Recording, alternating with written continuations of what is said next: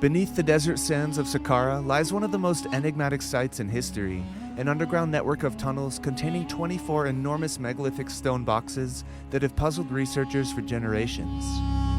Join us in this video as we go underground to investigate the mysterious origins of the Serapeum of Saqqara.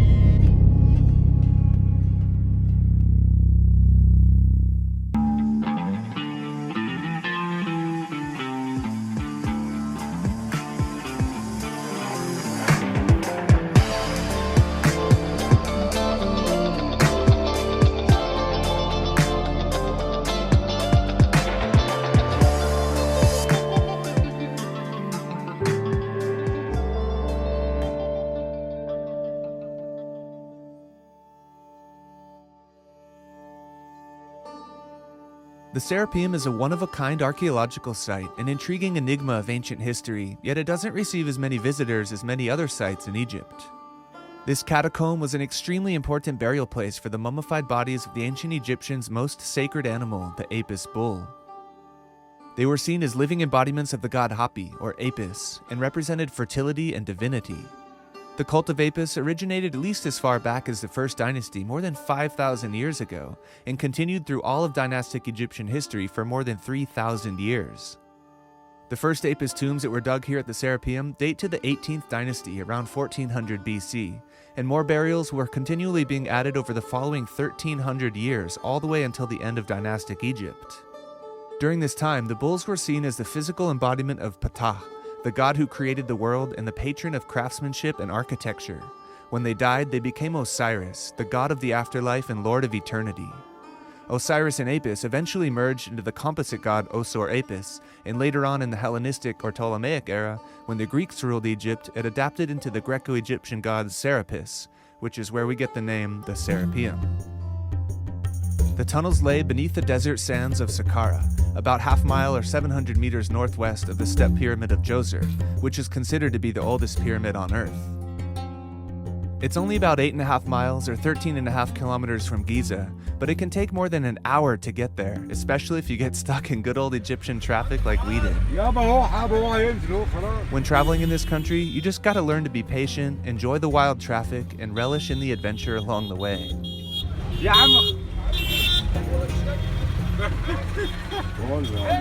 During our long stay in Egypt, we met one of the greatest taxi drivers in the world, a man named Sharif, who became our good friend and took us on many fun adventures to archaeological sites all around the Cairo region, and he always managed to get us where we needed to go.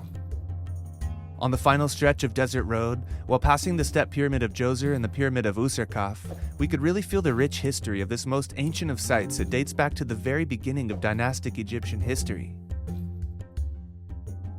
It's a several-minute hot and sweaty walk through the desert, where there used to be a long processional avenue lined with statues and tombs that led from the ancient city of Memphis all the way to the entrance of the Serapeum. The Greek philosopher Strabo wrote about this great alley lined with Sphinx statues that was already being overtaken by the desert sands when he visited Saqqara more than 2,000 years ago. In 1851, the early archaeologist Auguste Mariette found one of the Sphinx statue's heads sticking out of the sand. This sidetracked him from his original mission to collect Coptic artifacts, and he set out on a long and arduous journey to uncover this avenue that would hopefully lead him to the lost legendary temple of Serapis. He and his workers spent 2 months excavating 134 buried statues of sphinxes with human heads, like these ones that are on display at the Louvre Museum in France. Eventually, they would find about 375 of them in total. On both sides of the Alley of Sphinxes, they discovered numerous tombs with chapels and underground chambers containing large sarcophagi, and one of the most notable finds was the famous blue-eyed seated scribe, which is widely considered to be an ancient masterpiece. The work was treacherous, and they were constantly lost, and several times workers got buried in sandslides and had to be rescued. According to Mariette's account, the sphinxes were buried in some places under as much as 10 to 12 meters, or 33 to 39 feet of sand. Eventually, the avenue took a surprise 90-degree turn and led them to the unexpected discovery of this hemicycle with 11 statues of great Greek philosophers and poets of the Hellenistic era, including Pindar, Plato, Protagoras, and Homer. They expected to find the Serapeum next to this hemicycle, but instead found the temple of the pharaoh Nectanebo that contained several chambers with hundreds of artifacts and at least one tomb with the mummy of a priest. The temple was guarded by large lion statues that stood on plinths, along with this large Apis bull statue, which women from the nearby village came to sit on to receive fertility blessings. The most disturbing discovery was the statue of the dwarf god Bes, that his horrified workers spat on repeatedly because they thought he was the devil. This quote from his book illustrates the scene quite well. It took them many more months to excavate their way through the ceremonial gateway called the Dromos, and the columns and the pylons of the great enclosure wall that used to surround the Serapeum. The Dromos was a nicely paved avenue lined with low stone walls, around which sat many statues, including crouching lions, peacocks, a mermaid, and a hawk. Underneath the paving stones, they found hundreds and hundreds of statuettes of every god in the Egyptian pantheon, made of bronze as well as stones like serpentine, carnelian, sandstone, and alabaster. They were buried under the walkway by the people of Memphis in order to attract good fortune and to purify the sand on which the temple was built. After his extensive excavations and difficulties with bureaucracy, it took Mariette just over a year to finally find the entrance to the underground catacombs of the Serapeum. Looking at satellite imagery, you can still see the outline of the Sphinx Avenue leading west through the desert, as well as the remains of Nectanebo's temple right here. This little thing right here is the hemicycle of the Greek statues, and the Dromos led along here to the enclosure wall. It's hard to tell if the wall still exists. It looks like you can still see the outline of it here, and it's possibly just buried by the desert. When you arrive today, all that surrounds the Serapeum is this modern fence. When we walked up, we honestly went right past the Greek statues and Nectanebo's temple without even realizing what they were.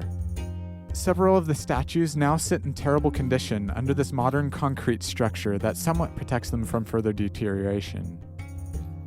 As we approached the main entrance ramp, we first explored the area out front, where we found one of the 4 ancient doorways into the tunnels, which is now sealed off with bricks. After entering this wooden door, you immediately find yourself immersed in an eerie world that's been shrouded in mystery for many ages. The series of tunnels weave deep underground and beckon you onward to explore what lies within. The main tunnel was cut somewhere around 350 meters, or about 1,300 feet through the limestone bedrock, with an average height of about 15 feet or 5 meters, and an average width of about 10 feet or 3 meters. It contains 29 small chambers that stagger both sides of the tunnel that never face each other, and inside these chambers lay the heart of the mystery, the famous 24 megalithic stone sarcophagi that have been the focus of great controversy for decades. These are the largest stone boxes ever found in Egypt, made of some of the hardest stones on the planet. They have meticulously worked inner corners, sharp straight edges, extremely flat and polished inner walls, and even the undersides of many of their lids were polished flat. They all share the same basic design, although each box has its own unique size and shape, and some of their lids were designed with really cool angles and forms. They were finished to varying degrees of quality, as 4 of them have very rough surfaces and were designed with less attention to detail, 7 were honed to a smoother surface but not quite polished, and 13 of them were very nicely polished, some to a glass-like smoothness. Many of them have cool little depressions, where cracks and imperfections were polished out of the stone. Interestingly, it seems that it was important that their interiors were crafted to a higher quality than their exteriors. This box here is the only incomplete one that was only roughly shaped, and it never even made it into its chamber. It just got abandoned here in the hallway during transport, with its lid left on the ground nearby. There's also another lonely lid separated from its box that was left near the entrance as well. This sarcophagus here is smaller, but all the rest are huge, the largest being almost 4 meters or almost 13 feet long, and more than 3 meters or more than 11 feet tall, including the lid. The lids were all quarried from the same stone as the box that they sit on. When Mariette entered these tunnels in 1851, he found them in a state of total devastation, with hundreds and hundreds of statues and other artifacts laying all over the ground in a terrible mess. He discovered 12 or 1,300 stone stelae, inscribed with the details of the lives and deaths of 64 Apis bulls that were buried here at the Serapeum. The stelae were embedded in these small niches in the walls by Apis priests or pious visitors, but many had been torn down by tomb raiders and left on the floor in ruins. Some of this devastation was done in ancient times by people who could still read the hieroglyphic inscriptions, because they particularly scratched out the names of many of the bulls as an expression of disdain towards the ancient god. It was likely pillaged again during the Roman Christian era, and Mariette reported that in the 9th century AD it was ransacked again by the Caliph al-Mamun, who was also responsible for carving a tunnel into the Great Pyramid. At some point, looters removed the inner contents of the boxes, filled them with stones and rubble, and piled up stone walls about 2 meters high on top of them as a sign of disrespect, as the Egyptians believed it was sacrilegious to build structures on top of graves. Mariette found all of their lids slid open, except for one of them, which he blasted open, just to find that the box was mysteriously empty inside. It does seem quite strange that robbers would go through all the effort to move the enormous lid, steal the treasures inside the box, and then slide the lid shut again. The fact that Mariette did not find any mummified bulls in these boxes has led many people to speculate that the Serapeum was never built to be a necropolis in the first place. However, he did find many mummified bulls in the adjacent tunnel network that connects to this one. The Serapeum is separated into 2 different parts, the greater galleries, or greater vaults, with the megalithic boxes, and the lesser galleries, or lesser vaults, which contain the bull mummies and wooden sarcophagi. The lesser galleries, which many people have never even heard of, are unfortunately closed to the public because the ceiling collapsed and the conditions are just too dangerous. So, were the 2 galleries both created by the Egyptians and used for the same purpose? Since the lesser galleries are smaller, cruder, and poorly designed, people often suggest that they were a later addition to this site by the dynastic Egyptians, and that these more impressive grand galleries were made by a highly advanced, forgotten civilization perhaps many thousands of years before recorded history. All across the internet, people make some pretty extraordinary claims that these boxes must have been made using some form of lost ancient high technology, and that they perhaps even served a technological function as well. Some people think they were used as energy batteries in a giant power plant, and others think they were tombs for giants or alien hybrids. Since they were crafted to such a high order of precision, people speculate that the dynastic Egyptians could not possibly have had the capabilities to make them. The topic of high technology in ancient Egypt is captivating, and we spent years researching these ideas. But could this really be true? Did the dynastic Egyptians really have the capabilities to manufacture these boxes? While researching the Serapeum, you will likely immediately come across the works of modern engineer Christopher Dunn, who wrote the book called Lost Technologies of Ancient Egypt. In 1995 and 2001, he measured one of the boxes in the Serapeum using precision-calibrated tools and presented the idea to the world that these boxes could have only been made using advanced machine technology like high-speed circular saws and precision metrology equipment. This, of course, stirred up a huge debate that has gone on for several decades now, and it's been fascinating to learn from this ongoing conversation. In 1995, he used a precision straight edge calibrated to a degree of flatness within 0.0002 inches, which is 5.08 microns, or 1/10 the thickness of a human hair, and was completely astounded to find that the mirror-like, polished surface on the inside of a sarcophagus was dead flat, similar to modern precision-ground granite surface plates like we use today in manufacturing shops. The metal straight edge did not wobble or teeter where it met the polished stone surface, and when he shined a light behind the tool, he could not detect any light shining between the 2 surfaces, which would have shown imperfections in the stone's flatness. In 2001, he used a 14-inch square calibrated to an even higher level of precision at 0.00005 inches, which is 1.27 microns, and found that both sides of the upper walls of the same box met the underside of its lid at an exact 90-degree orthogonal angle, which completely astonished him. He said that these measurements meant that the vertical surfaces of the walls had to be crafted perfectly parallel to each other in order to be precisely aligned 90 degrees to the bottom of the lid, and that in order to achieve this level of perfection, the manufacturers would have needed metrology instruments that have not been found in the archaeological record. As an engineer with more than 50 years of professional experience in precision engineering, manufacturing, and toolmaking, he felt that engineers and craftsmen would only do this level of work if the box had a very important function that required such precision, or that ancient stonemasons had cutting tools that were just so advanced that they couldn't produce anything less than precision. Once the lid of a sarcophagus was sealed shut, nobody was ever supposed to see the inside ever again. So why do the astronomical amount of work to make their interiors so precise and flat if they are indeed made to house the mummy of a bull? The boxes are about 4 times larger than they actually need to be, and it would have been much easier to roughly shape the inner corners with large rounded radii instead of these sharp inner corners. Modern engineers who see through the lens of machine precision can easily project a technological explanation onto these kinds of artifacts when trying to understand an ancient craftsman's motivation. Just because modern people only produce precision objects for mechanical functions doesn't mean that ancient people wouldn't take the time to create ceremonial objects with the same attention to detail. And Dunn did make it clear that his work was only a preliminary study with limited amount of time and resources, and that his comparative test does not prove that the stonework is equally as precise as his precision-calibrated tools. He said it was enough of an eye-opener, though, to command attention, and that further inspection should be done. Well, the great thing about the internet is that alternative researchers everywhere can contribute to these kinds of investigations and help us all to gain a better understanding of these matters. The independent research team from Russia called the ACITA Project did exactly that. They went to the Serapeum in 2012 and 2013 to make more measurements on the boxes, and their findings were quite eye-opening. The link to their website is down below, and you should definitely go check out their amazing photo galleries. They measured 2 other boxes using a digital angle finder with a tolerance of accuracy to plus or minus half a degree.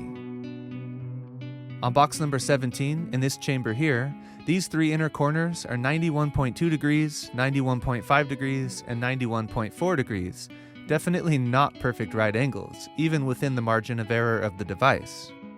The angles where the walls meet the bottom of the lid are 92.4 and 91.2 degrees, and the top and bottom of the end of the lid are 91.1 and 90.9 degrees. Again, none of these are 90 degrees. The lid's slanted angles are 213.3 and 213.7, which are actually within the half-degree tolerance of the tool of being perfectly symmetrical with each other, and this outer corner here is 90.4, which is also within half a degree of being a perfect 90, but you can clearly see that this box was not made with space-age precision. Its angles vary quite widely, and on box number 25, in this chamber here, they found the exact same thing. The slanting angles on its lid are also close to being symmetrical, at 208.1 and 208.7, but none of its inner or outer corners are precise, at 91.3, 91, 90.8, 91.4, and 90.9 degrees. The guys from the Scientists Against Myths YouTube channel, who do fantastic research into archaeological mysteries, and whose channel you should definitely go check out, also went to the Serapeum and measured a box with an angle finder, and got the same results. Theirs is even more accurate, within a tolerance of plus or minus 0.15 degrees. On box 16, in this chamber here, they found that the walls meet the bottom of the lid at a 90.8 degree angle and 91.45 degrees just a few feet further down on the same section of the same box. The opposite side is 90.3 degrees. This inner corner is 90.95 at the top, 91.3 in the middle, and 91.45 at the bottom, showing a half a degree fluctuation from top to bottom of the same corner. The opposite corner shows almost the same thing, 90.85 at the top and 91.3 at the bottom. And finally, they measured the outside corners and found only one perfect 90-degree section, which is really impressive, but the other 4 angles were 89.1, 89.6, 89.6, and 90.8, so this is clearly not absolute precision work. So what about flatness? Using their angle finder, they also measured that the surfaces are not perfectly flat. The lid is 180.5 here, 180.65 here, and 180.5 here. The walls showed the same thing, 180.45 and 180.6. As you can see, these surfaces are not even close to being precision flat. Because of Dunn's research, many people all across the internet got it in their heads that all of these boxes have exact 90-degree corners and perfectly flat surfaces. But this is just clearly not the case, even though they are phenomenally well crafted. But keep in mind that he only measured 1 out of the 24 total boxes, and he was probably hunting for the most precise measurements. Because of this limited data set, we feel that the claims of precision that are based on it are flawed, and that the boxes do not exhibit high orders of precision that would require advanced technology.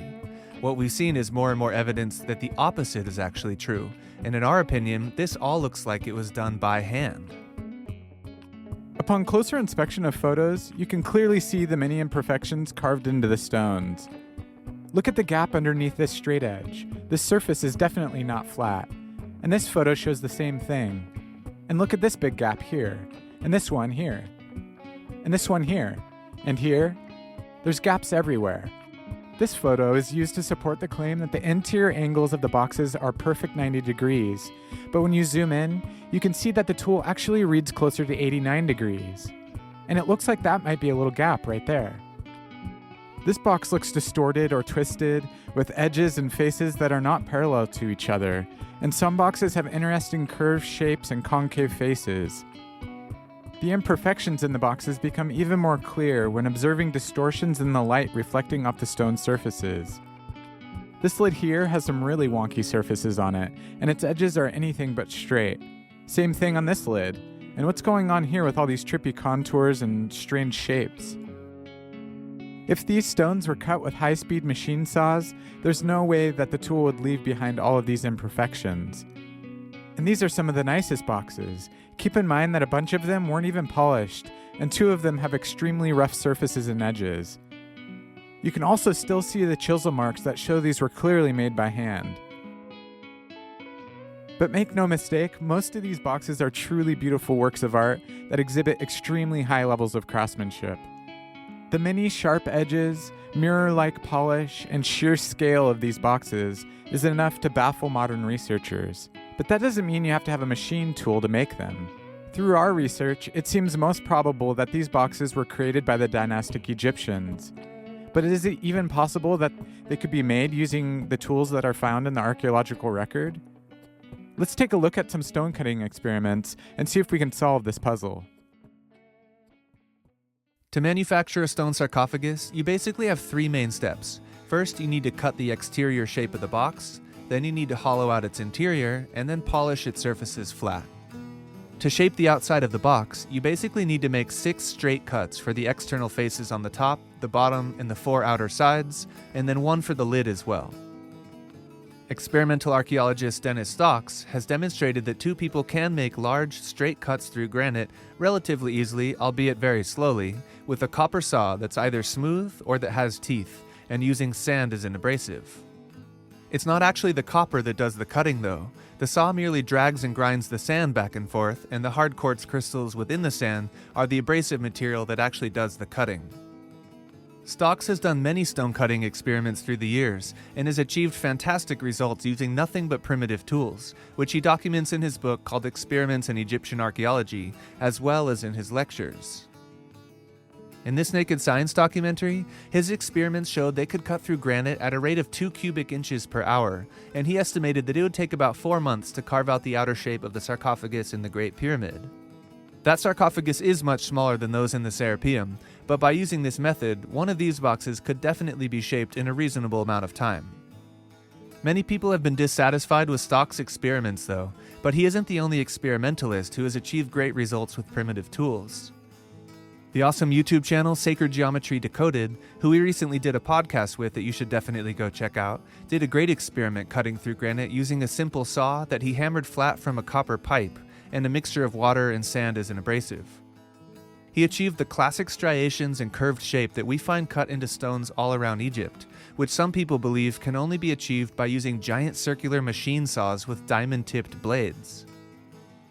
His experiments demonstrate that the copper naturally shaped itself into a curved form because of the grinding motion of the saw, and that no high technology is required to make this kind of saw mark.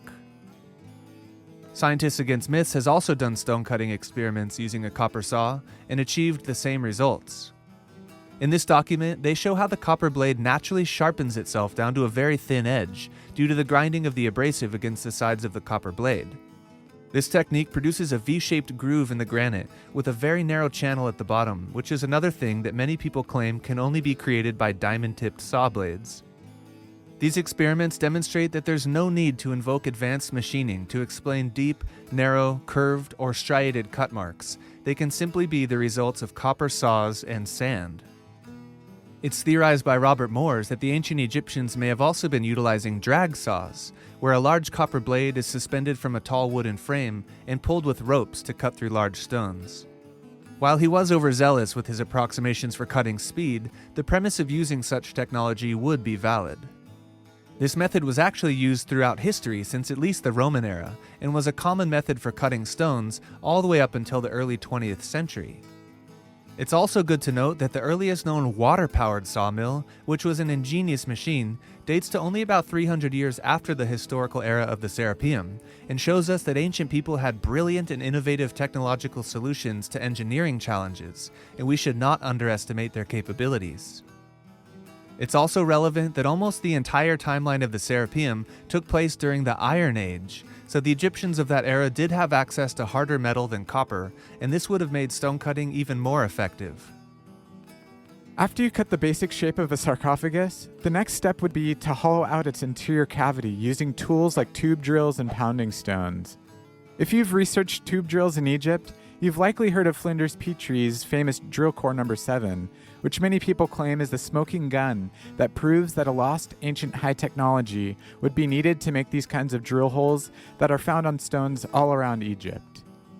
Proponents of this theory claim that the drill core has a helical spiral groove that must have been cut in one continual movement by a powerful machine drill with fixed diamond points at a rate 500 times greater than our modern machine drills.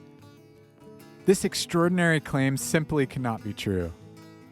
Scientists Against Myths had a fascinating video about core number 7, in which they take a very close look at these claims of high technology and come to very different conclusions. They obtained new high-resolution photos of core number 7 that demonstrate that these grooves are not spiral or continual, and that this is actually just a standard drill core from a simple primitive tube drill. You should definitely go watch that video and also check out their article that discusses core number 7 in depth, as well as this article that details the findings of their own tube drilling experiments.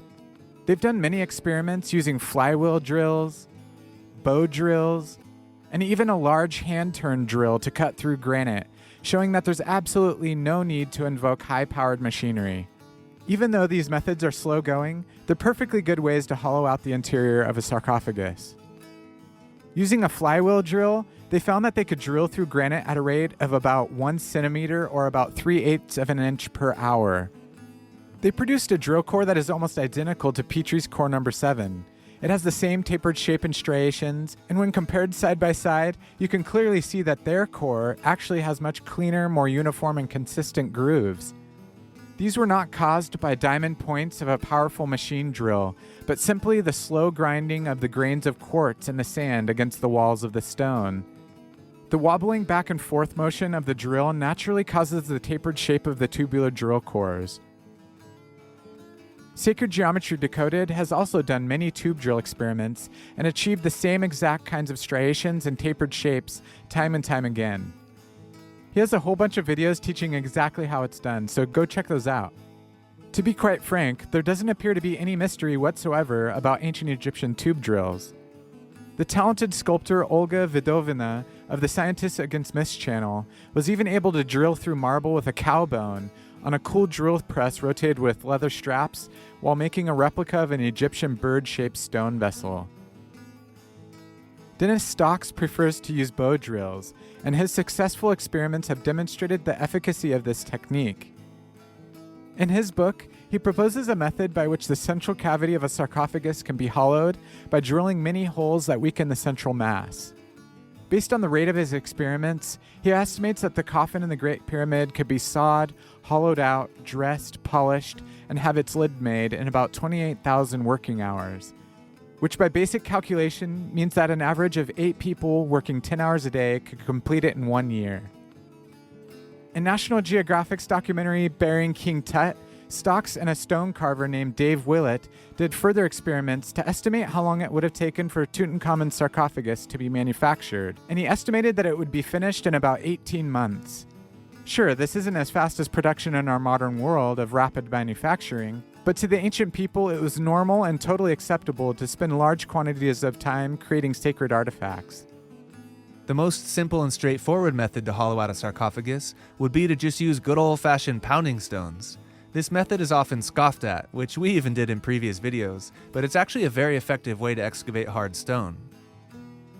Scientists against myths did a great experiment to calculate the rate at which they could smash out granite using dolerite pounding stones, and they found they could remove more than 300 cubic centimeters of stone per hour. They discussed their results in this document written in Russian, which we translated into English and linked down below, so you can read it too. In another document that they just released in English, also linked below, they estimated that only 4 workers, working 10 hours per day, could hollow out the interior of one of the sarcophagi in the Serapeum in just 1 year and 10 months. That's actually pretty impressive, and for a long time it was hard for us to understand how this method could be so effective until we saw this experiment. After hollowing out a sarcophagus, the next step would be to dress the inner corners. Stonemason Mike Haddock on his YouTube channel has clearly demonstrated that it's possible to make trihedral inner corners in granite using simple tools like pounding stones, flint, a stone hammer, and an old copper pipe. Olga Vdovina also made a trihedral corner in granite using nothing but chunks of flint and pounding stones, and hers turned out exceptionally well done. The whole process took her 40 hours to complete, and the end product looks essentially identical to these inner corners of a box in the Serapeum.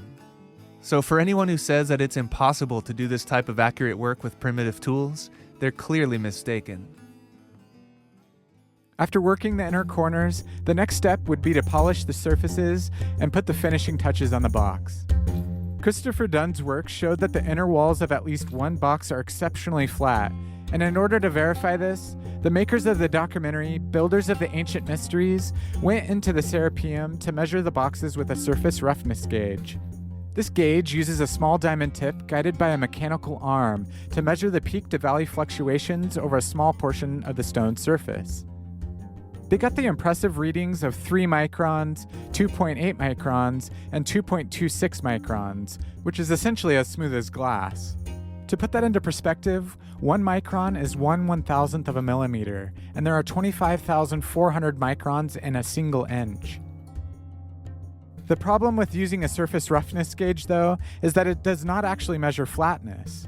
It's only designed to measure the roughness of a surface over a very short distance, which only really verifies how well polished the stone is in individual sections. This tool cannot actually measure the tolerance of flatness across the whole stone from end to end.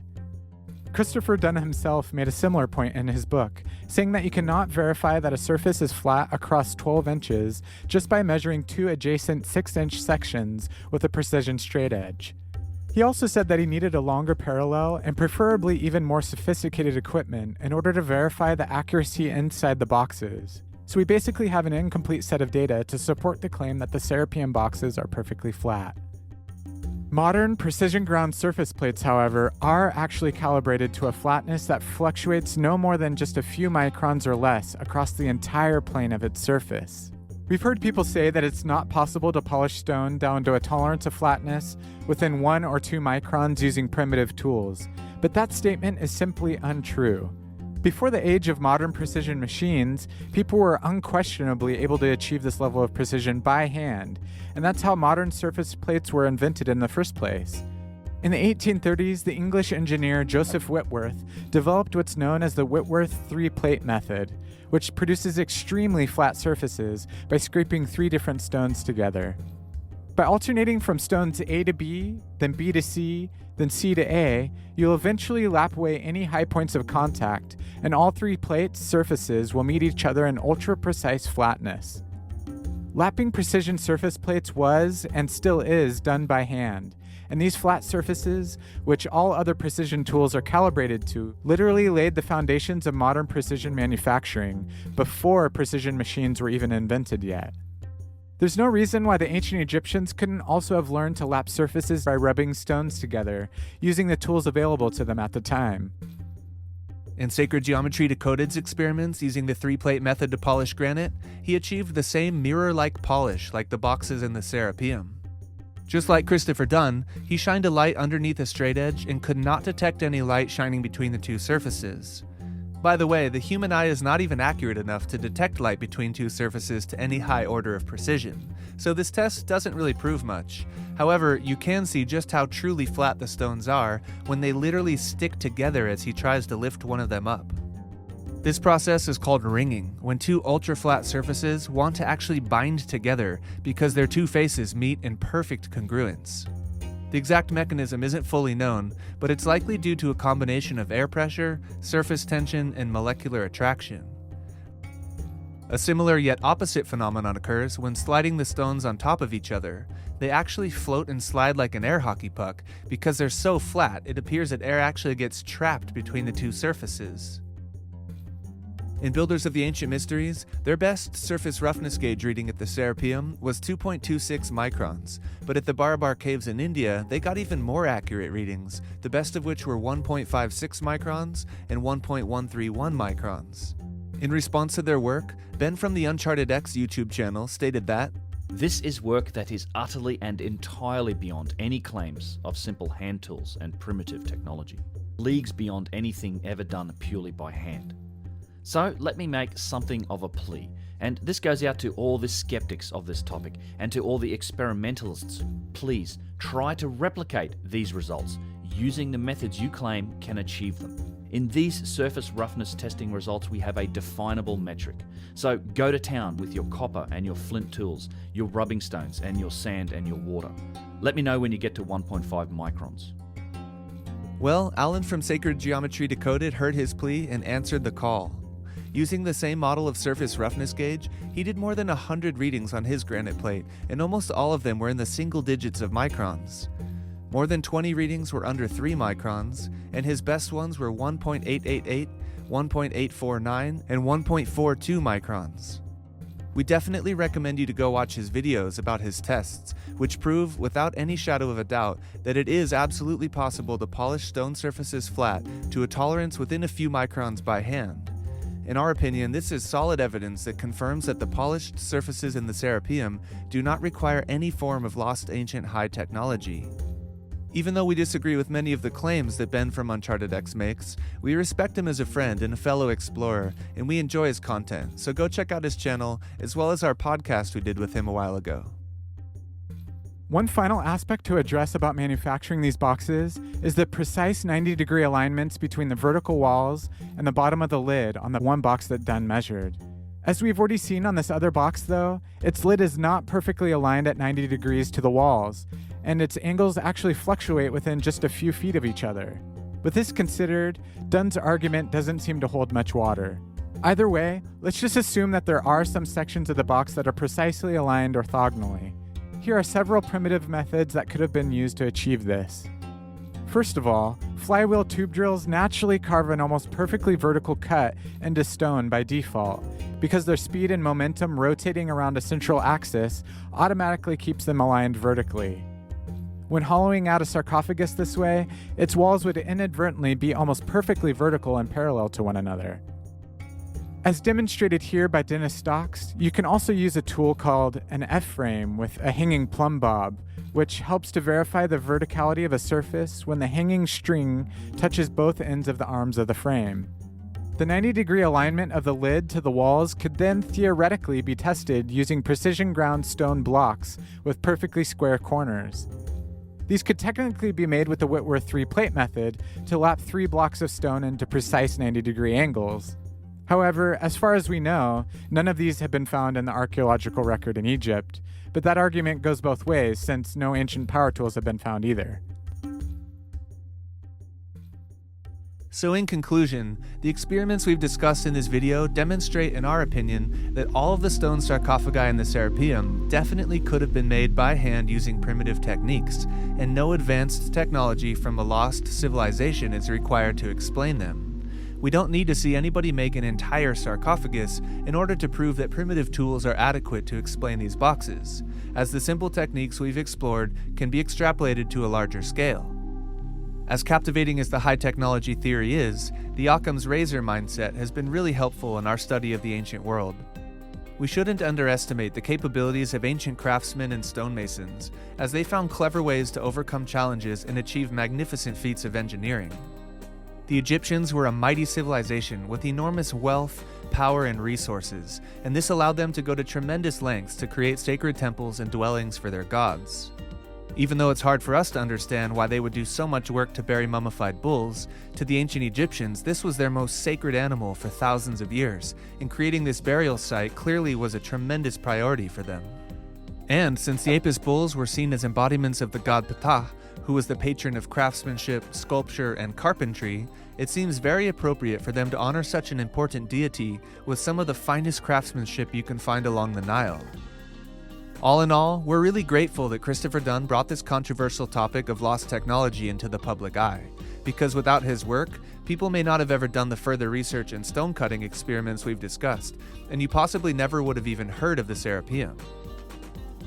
There are still several interesting questions that remain about this site though, like how did the Egyptians transport these humongous stones into these tunnels? And where did they quarry them from? How did they illuminate these dark spaces without leaving soot marks on the ceiling?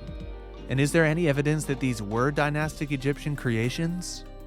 In part 2 and part 3 of this series, we'll dive deep into these questions and provide thorough and practical explanations for them. We'll also discuss the thousands of hieroglyphic writings that were found here on stone stelae that record the entire historical timeline of this site over more than 1,300 years. So make sure you tune in, because there's so much more amazing info that you're not going to want to miss. Through our extensive research on this channel, we've really shifted our perspective on what took place in the ancient world. Since our first videos, we've grown and reconsidered many of our previously held ideas about how the ancient monuments were made, and we're going to make many more videos that explore other controversial sites around the world. In the description down below, there's a document with a huge list of links to all the articles, books, and videos we discussed in this whole series. So if you want to dive deeper, you should definitely go click on some of those links and follow up with your own research, because there's a lot more to learn about this place. If you like what we do and feel called to support us on Patreon, we'd be super grateful for your support. The link is down below. We've got a bunch of different tiers where you can get access to lots of cool bonus content. We love making videos for you guys, and we hope you learned something from all the research and hard work we put into this one. Please give us a thumbs up, subscribe to our channel, and leave a comment down below. We'd really love to hear your thoughts about all this. Thank you so much for joining us on this journey of discovery, and we'll see you in the next video. Take care, everybody. Much love.